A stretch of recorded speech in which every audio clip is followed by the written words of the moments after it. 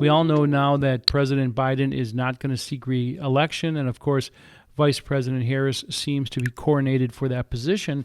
And so we were doing some work on what that could look like. The things that she has said in the past, will she just continue on with Biden's Bidenomics, or will she have something else up her sleeve?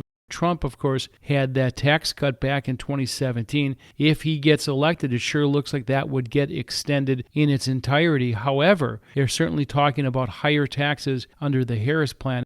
We're going to have to take a look at what that would mean to not only higher income earners and corporations, but everyone if taxes were to go up. That's right. And we do have to find out, is she going to just take Biden's proposals and make them her own?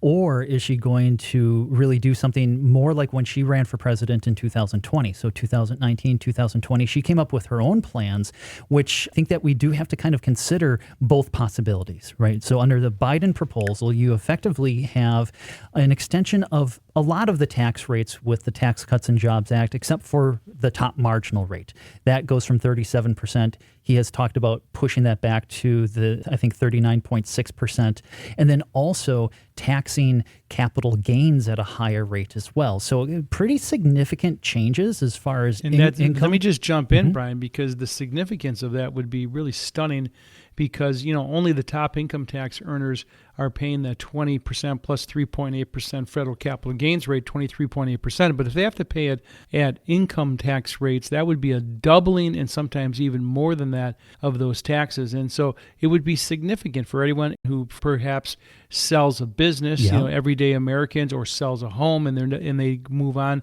to something else. Those would be massive capital gains that will have to be paid. Most people assume that capital gains taxes are only paid for selling and buying stocks and bonds, right? So as far as what you're doing in the markets, but it applies to selling a business. It applies to selling real estate, all sorts of things that people would not usually, I think about. There's like, oh gosh, that's actually subject to capital gains as well. And so if you suddenly increase the taxes on those, what does it do to the incentive to create the business, to create the wealth? And it's something that I think plays out over time. You might not necessarily see it in the data as far as, oh, this year suddenly there were fewer businesses, but it's that slow bleed, that slow drain of innovation that could really stifle growth over the longer term that most economists really tend to worry themselves about.